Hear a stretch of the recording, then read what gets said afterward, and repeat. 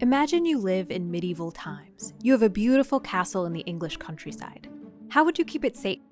Back in the 16th century, your castle would likely have had small holes in its walls, which were just big enough for archers to shoot arrows through for protection. These holes were called loops, and they're the origin of a word we commonly use today when talking about how to skirt around a law without technically breaking it: loopholes. And while loopholes may sound pretty small, the truth is they can be gaping. Take, for example, the 90-10 loophole in higher education, which affects student veterans.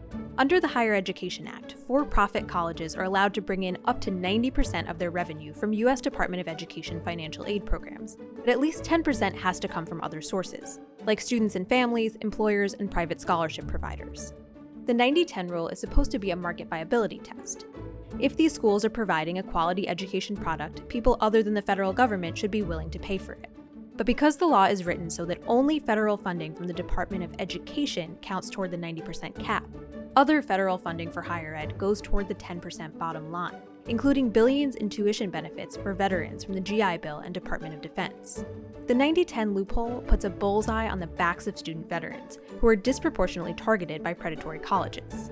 These schools use aggressive recruiting tactics and even commit fraud to convince veterans to enroll, bringing with them tuition benefits that allow the institution to fill its 10% quota for other sources of revenue.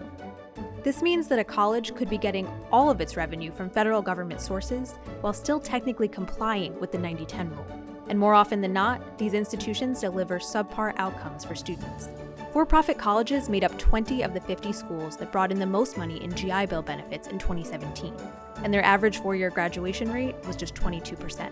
That's unacceptable and ends up hurting student veterans the most. The next rewrite of the Higher Education Act must close the 90-10 loophole by ensuring that all federal funding counts toward the higher end of the ratio.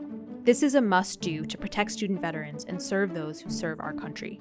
To learn more about loopholes in higher ed law, visit thirdway.org/education.